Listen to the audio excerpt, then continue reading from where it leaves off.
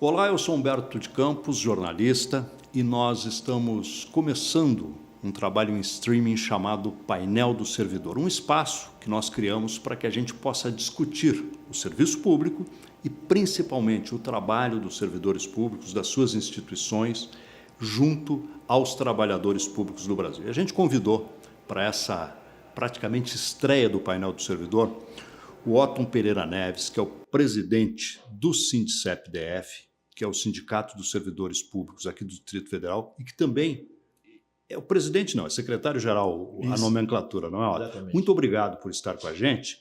E eu queria começar com você, Otton, perguntando o seguinte: eu vejo o Sindicep instalado na esplanada dos ministérios. Nós já tivemos um governo de direita muito complicado para o servidor público e hoje nós temos um governo mais alinhado com o servidor. Por que é que vocês precisam estar todos os dias na esplanada com o dedinho lá na tomada o tempo inteiro? Obrigado por estar com a gente, Otton. Primeiramente, Humberto, gostaria muito de agradecer. Para a gente, Sindicep, é um privilégio estar estreando aqui no painel do servidor. Isso é muito importante para nós, a gente ganhar espaço, porque toda a mídia comercial é contrária ao servidor, ao serviço público, né? Então, esses espaços assim, é fundamental para a gente poder estar dialogando com a sociedade e também com os nossos representados, né? Bom, é evidente que o governo Lula é outro clima de democracia, bastante agradável, porém, o Estado está aí, a serviço de quem? Não do povo. O Estado sempre está a serviço da burguesia, né? É evidente, aí o governo, ganhamos o governo, né? O Lula ganhou a eleição, tem um Congresso muito reacionário. É evidente que tem uma dificuldade no governo Lula. Eu vou explicar ao decorrer aqui do nosso bate-papo quais são. Mas é evidente que o Temer, que para nós é um golpista, e o genocida do Bolsonaro, nem se comparava, a gente estava lutando para sobreviver. Agora a gente está respirando para tentar melhorar as condições de trabalho do servidor e, consequentemente, ter um serviço público de qualidade para o povo. Então, esse é o nosso papel. O Sindicep nasceu antes da Constituição permitir que o servidor público pudesse se filiar, construir sindicato. Era proibido. Nós, nos anos 80, um fluxo muito grande, um vento muito grande de democracia, a gente foi para cima e fizemos nosso sindicato na época da Constituinte, né? Antes da Constituição de 88 permitir, que a gente que colocou lá, em 87, ontem fez 37 anos do nosso sindicato. A gente já fundou o nosso sindicato. É o primeiro sindicato de servidor público federal do Brasil, é o nosso. E nós temos como se diz, duas vertentes que a gente não abre mão. É a defesa do salário, das condições para o empregado público e também defender um serviço público de qualidade. A gente não perde esses dois objetivos. Uma coisa tem que estar ligada à outra. A gente não quer um servidor público apenas ganhando bem, tendo condições de trabalho boas. A gente tem que, como diz hoje em dia, né, tem que entregar o produto, que é um serviço público de todas as áreas para o povo brasileiro. Por que é que vocês precisam estar todos os dias na esplanada e o que acontece que os ministérios, aparentemente, eles não têm uma linha, né? Cada ministério tem lá a sua estrutura diferente, é aí que fica a briga do servidor, é que vem os salários distorcidos. Como é que vocês tratam isso, Otton? Olha, nós temos hoje 70 carreiras do servidor público federal, quer dizer, os nossos 1.300.000 servidores federais do Brasil estão alocados em 70 carreiras distintas, e a mesma carreira tem mais de uma tabela salarial. São 300 tabelas salariais. Então, servidor que faz a mesma tarefa do outro, mesma escolaridade, mesmo requisito, ganha, às vezes, 30% do outro. Então, então, nós precisamos estar lá para tentar corrigir essas distorções. A gente vai fazer a abertura do nosso 18º Congresso agora aqui em Lusiânia, no CNTI, e o lema é esse, né? Construir a unidade para reduzir as distorções salariais, porque é enorme. Infelizmente, o governo do presidente Lula continua com essa prática, dando um aumento maior para quem já ganha mais e um aumento menor para quem ganha menos. Infelizmente, isso está ocorrendo, e quem ganha menos, que está na base da pirâmide salarial, é em torno de 60% do funcionalismo. Muitos deles aposentados, pensionistas, e a gente, sindicato, toda hora é convidado para abandonar esse povo, os aposentados, os pensionistas, porque para dar aumento só para quem está na ativa, porque aí tem mais recursos. E a gente não aceita. Isso aí é uma questão de princípio inalienável do nosso sindicato. Não deixa ninguém para trás, porque quem construiu o serviço público merece todo respeito e toda dignidade. Pode-se dizer que o MGI da ministra Esther Dweck está trabalhando para tentar melhorar isso ou ainda não, Otto? Infelizmente, não. Ela dá entrevista falando que vai corrigir, mas na prática não corrige. Agora mesmo soltou uma portaria do MGI, onde é muito similar à PEC 32, aquela destruição do serviço público. Só não tem lá a demissão que tinha na PEC 32, de servidor, por exemplo. Um cargo não precisar mais daquele cargo no serviço público, aquela pessoa podia ser demitida. Isso na PEC 32 tinha. Agora não, porque tem que mudar a Constituição. Mas é muito, muito ruim. Tanto é que a gente está, além de fazer a luta política, a gente vai estamos estudando a luta judicial. Porque como é que uma portaria ministerial vai mudar, alterar drasticamente a estrutura de pessoal do Executivo Federal? É uma coisa que ainda você vê. O governo anterior, né, o desgoverno, ia mudar a Constituição, né, a PEC 32. Agora eles querem, com a portaria ministerial, colocar diversas alterações que vai prejudicar muito, não apenas o trabalhador, mas o povo em geral, que imagina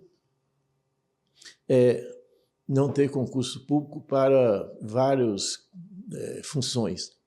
Eles querem criar uma empresa, o Zé Celso falou isso, né? Uma empresa pública para contratar o servidor, não mais servidor, como empregado público seletista, e aí facilita o quê? A demissão. Quer dizer, essa elitização do Estado que está previsto no MGI, nós somos radicalmente contra e vamos combatê-la judicialmente, politicamente. Tanto é que no Congresso, que vai iniciar daqui a pouco, a gente está com a proposta de uma carta aberta ao presidente Lula, denunciando o que está acontecendo no MGI. Porque o presidente da República um milhão de coisas, né? Imagina ser presidente de um país igual esse, né? Continental, cheio de prêmios, né? Talvez ele não está sabendo desses detalhes, que é criar trabalhador no Executivo Federal de duas categorias, um de primeira categoria e outro de segunda categoria, seletista, enfim. Então, você sabe que o seletista não tem a garantia da estabilidade no emprego, que é uma coisa fundamental para o servidor público. Otto, inclusive, você está respondendo, porque era a minha próxima pergunta, era saber se você tinha tido essa impressão de uma informação que eu havia recebido, de que a ministra Esther Dweck seria favorável a essa elitização. Quer dizer, os concursos públicos trazerem só gente de nível superior e aí o resto ou terceirizado, e aí você me coloca agora essa história da empresa pública que seria a contratadora dos funcionários seletistas. Isso é, então, uma coisa que está encaminhada já. Está encaminhado e eu fico assim, chateado, inclusive, porque a ministra fala uma coisa e fez a outra. Ela que assinou a portaria, que eletiza, se ela for... Apesar de que ela já vem sendo colocada em prática desde o início do governo. porque deu aumentos diferenciados, né?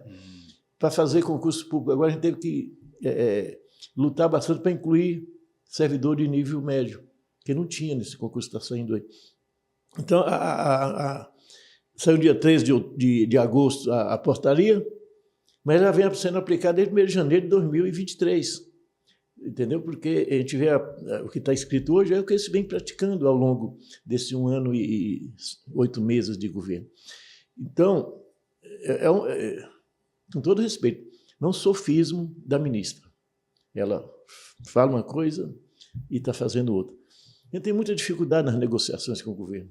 Repito, evidentemente está vivendo um ar de democracia e tal, mas a luta é árdua, porque o Zé Celso, você deve conhecer, ele pensa o Estado que ele imagina, né, elitizado, tem um livro, né, estou até relendo o livro dele, e tem o que negocia com a gente, que é o Feijó.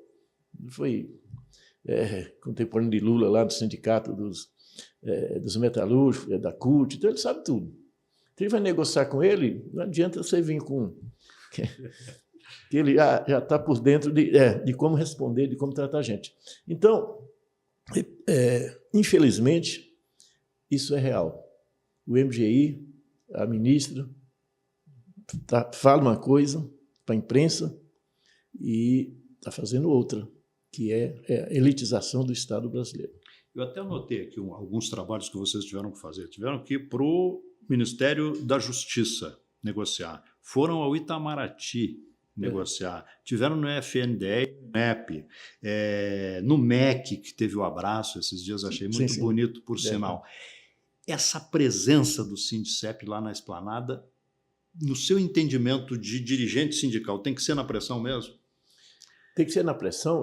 A cultura também está com trabalho. Esses 5 órgãos, o governo falou que encerrou as negociações, mas não avisou para a gente direito, que a gente vai continuar. E é bom que está tendo apoio dos ministros das respectivas pastas, né? Então, é uma força a mais.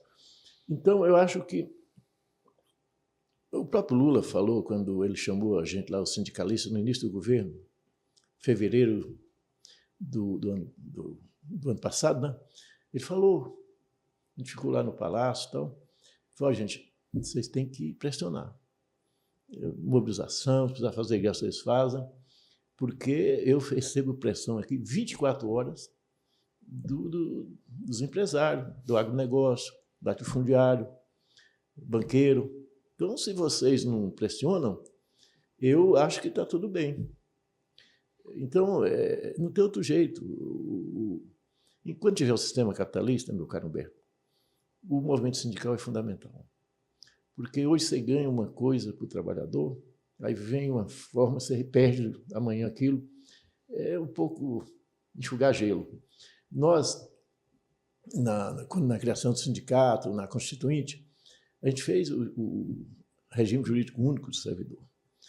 Estabilidade, concurso público, tabela salarial. E hoje a gente está perdendo. Se a PEC 32 tivesse passado, tinha perdido tudo.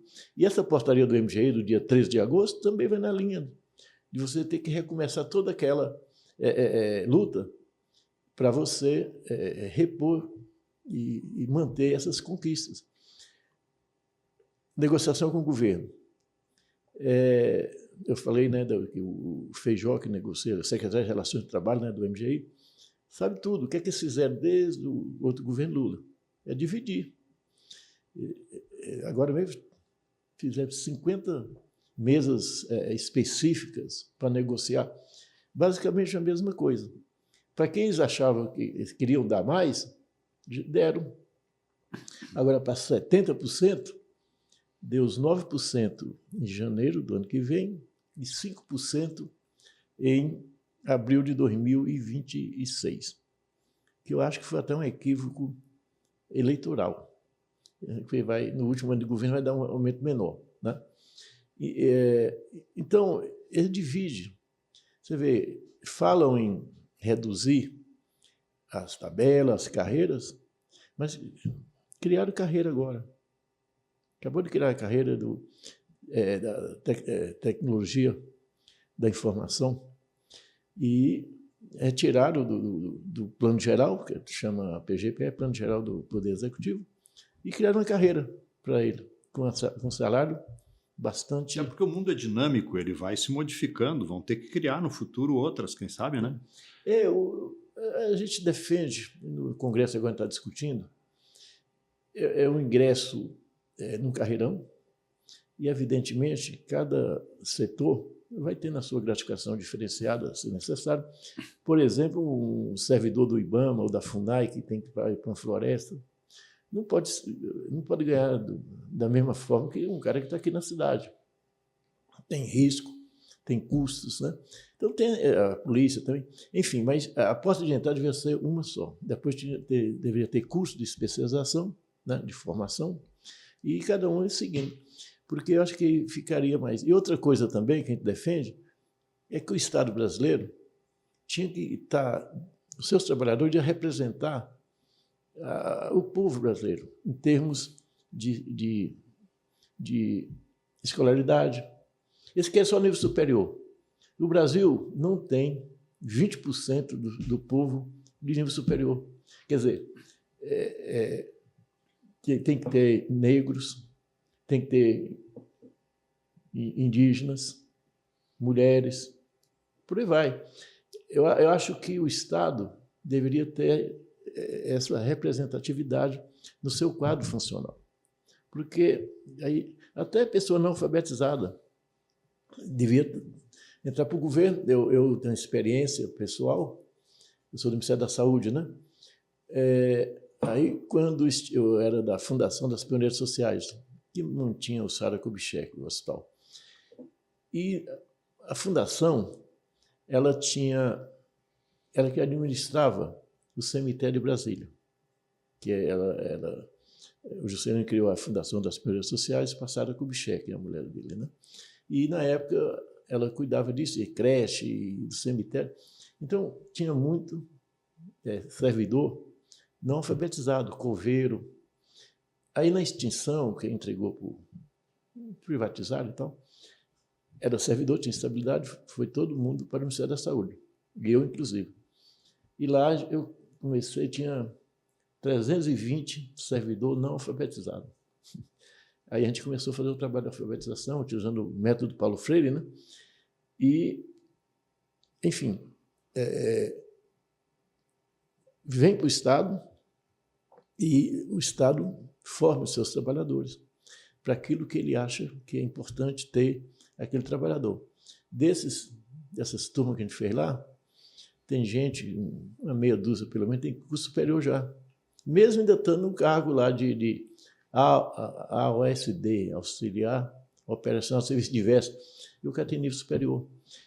E o governo, o Estado, utiliza dessa mão de obra qualificada, pagando como se fosse... Salário antigo. É. Que loucura. Você tem esperança, Otton, como dirigente sindical, de que num determinado momento haja um alinhamento nessas coisas, ou você acha que não tem jeito mais? Olha, eu falei, às vezes é um pouco deprimente, mas um pouco enxugar gelo, né? Eu sou um otimista, né? Eu acho que tem jeito. Agora, enquanto não tem, pelo menos nós vamos fazendo o que é possível para não piorar mais e tentar melhorar. Agora, é evidente que isso está dentro de um sistema capitalista. Isso aí é fruto de um sistema capitalista. O Estado, já falei, repito, o Estado foi criado para servir a burguesia, os ricos. Né?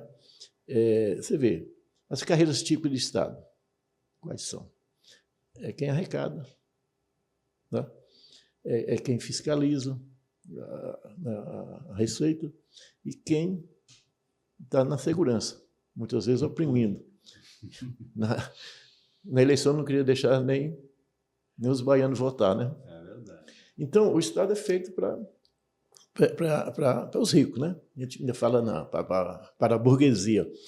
Isso só muda quando mudar o sistema capitalista. Pois é, mas aí me assusta, ou não sei, talvez assuste vocês também, esse fato de se tentar elitizar ainda mais o serviço público, porque hoje em dia o concurso fica um negócio tão difícil, o Brasil está tão pobre, a concorrência é tão grande, que quem passa é o chamado concurseiro, que é quem tem condições de ficar 3 ou 4 anos pagando um cursinho, normalmente muito caro, né? E que vai estudar e vai passar para o concurso. Nem sempre esse concurso cobrou dele o que ele vai ter que fazer, como fiscal, como agente. Como é que você entende isso? Não, sua pergunta é perfeita. É por isso que tem que mudar essa portaria do Ministério, porque a pessoa passa, não porque ele tem um certo gosto pelo serviço público, né? Ele passa por causa da questão financeira. E quem é que passa? Você tem toda a razão. É aquele que tem condição de estudar, não precisa trabalhar. A luta nossa é árdua, mas a gente não desiste. O que é que a gente está fazendo agora? A gente tem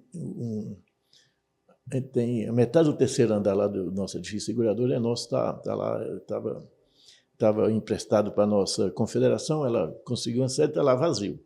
Tem uns 300 metros quadrados. A gente vai fazer um cursinho para filho para os nossos filiados e para filho filiado. Para o PAS, né? Para o Enem e, principalmente, para concurso público. A preço subsidiado. É só pagar mesmo o professor, né? Para a gente tentar, é uma luta árdua, para ver se o filho do trabalhador também tem condição de estudar e passar em concurso e tal. Mas a luta é árdua, né? Mas a gente tem que tentar. A gente não pode cruzar os braços ou fazer, né? Igual avestruz, enfiar a cabeça no buraco e achar que Não dá, vai. Uma outra coisa que eu queria saber do sindicalista agora. Como é que está a questão da filiação? O funcionário público se interessa, é sindicalizado, ou vocês acabam representando muito mais gente que não é sindicalizada do que os que estão lá dentro do sindicato? Como é que é isso hoje? A taxa de sindicalização no Brasil é muito baixa, né? A nossa é razoável, depende do nosso trabalho. Eu falo para o pessoal hoje, diretor sindical que não quer trabalhar, não quer ter problema nenhum, é só não trabalhar. Agora, se você trabalha e conquista alguma coisa, o pessoal vem, todo mundo quer aquilo, né, que você também ajuda naquilo. Então, por que depende do nosso trabalho? O MEC agora contratou 190 servidores, né, no concursado, né? A gente foi para lá, o ministro abriu para a gente falar, né? Nos apresentamos, 70 filiaram. Opa. 70. Então, é um índice altíssimo para nós, né? Muito acima. Então, depende muito da sua disposição de trabalho. Aí o pessoal vem. Agora, como te falei, desde o governo anterior do Lula, nas negociações eles preferem dividir. Então, eles facilitam muito. Ser criado sindicato na nossa base, negociar com a associação. Então, tem esse problema da pulverização do sindicato. A gente era o único. Agora, na nossa base, tem dezenas de sindicatos. Meu companheiro Fábio acabou de sair daqui do Sinal. Bem mais recente que o nosso. A gente continua lá, lutando junto, ao lado com o Sinal, para combater a PEC 65, que basicamente entrega o Banco Central para o mercado financeiro. A Raposo vai tomar conta do galinheiro. É terrível, mas a gente procura, com essas outras entidades, fazer um trabalho conjunto, né? Unitário e tal, porque quando vinha a porrada, igual era a PEC 32, aí todo mundo se juntou.